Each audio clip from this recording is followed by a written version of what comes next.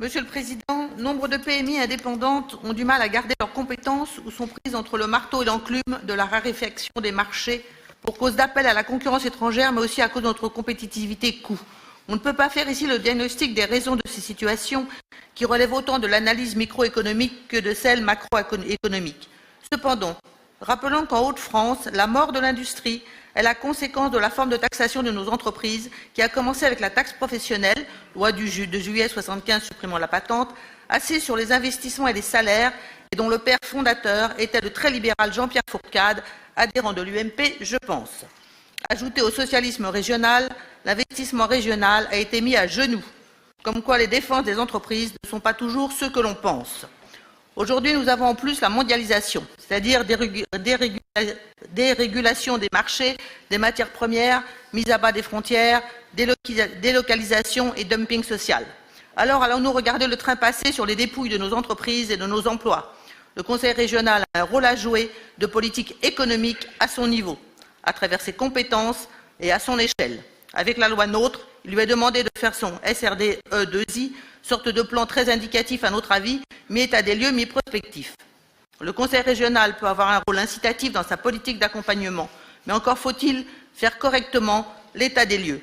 Les écueils, engendrer distorsion de concurrence ou se laisser aller à des politiques d'aubaine clientélistes.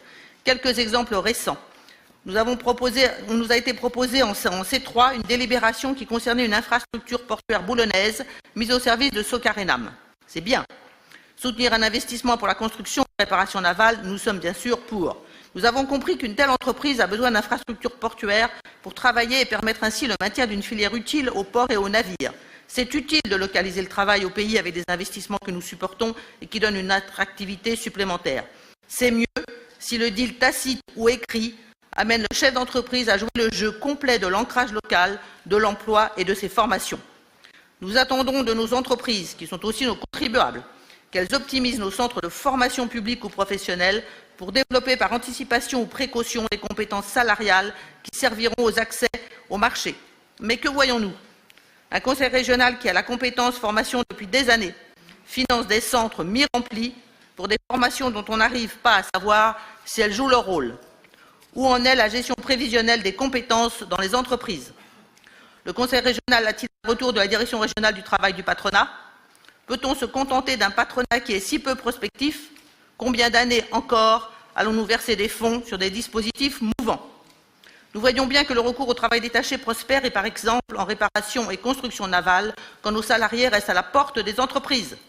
L'appel à des travailleurs détachés sous prétexte de carence de compétences ressemble à une délocalisation, mais en fauté. À qui faire croire que l'on créera encore de la valeur ajoutée quand l'outil est subventionné par le contribuable et que la main-d'œuvre rémunérée est en détachement de salaire? C'est une fiction comptable. Autre exemple, a été proposé toujours en C3 une délibération qui concernait une infrastructure portuaire à Dunkerque pour Damen.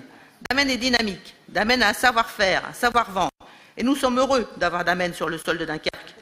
D'ailleurs, peut-être Damen viendra-t-elle racheter STX et peut-être un jour nous pourrons refaire un paquebot à Dunkerque. Mais Damen pourrait aussi se passer d'avoir des salariés portuaires au chômage technique et en même temps des travailleurs détachés polonais au travail à Dunkerque. Il faut aussi revoir le mécanisme du chômage technique en France, qui n'a jamais marché, trop bureaucratique. Pourquoi les salariés en chômage technique ne sont pas mis en formation de suite? Une baisse de carnet de commandes, ça peut s'anticiper. Ces deux cas nous montrent soit nos limites, soit nos incohérences. La vie est faite de compromis, surtout en matière d'entreprise. Qu'attendez-vous pour mettre en place ce contrat d'objectifs partagé avec les chefs d'entreprise? Vous avez des compétences, accompagnement des entreprises, formation, passer le vrai deal. Vous avez 660 000 chômeurs ou en reconversion professionnelle. Une récente instruction ministérielle rappelle fermement que vous n'avez pas la compétence emploi, elle est de l'État et relève de Pôle emploi. Pôle emploi que vous avez réformé en fusionnant la NPE et la CEDIC est le seul guichet efficace qui doit être mobilisé. Vous faites un Pôle emploi bis que vous appelez Proche emploi, mais qui est encore un guichet de plus. Vous risquez en réalité au mieux d'apparaître au fil des mois comme les docteurs Knock de l'emploi. Vous floutez l'image du rôle de Pôle emploi, vous allez désespérer encore plus les demandeurs d'emploi, vous vous dispersez. Parlons d'avenir proche, Canal Seine-Nord.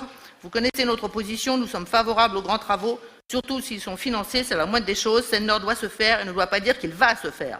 Seine-Nord, c'est l'occasion de faire de l'aménagement intelligent, montrer aux régions que les travaux ont des retombées locales pour les territoires traversés, pas pour y voir des baraques de travailleurs importés cachés derrière des palissades. Faites de ce chantier une vitrine des normes sociales respectées et des normes environnementales non carbonées de l'emploi ancré régionalement.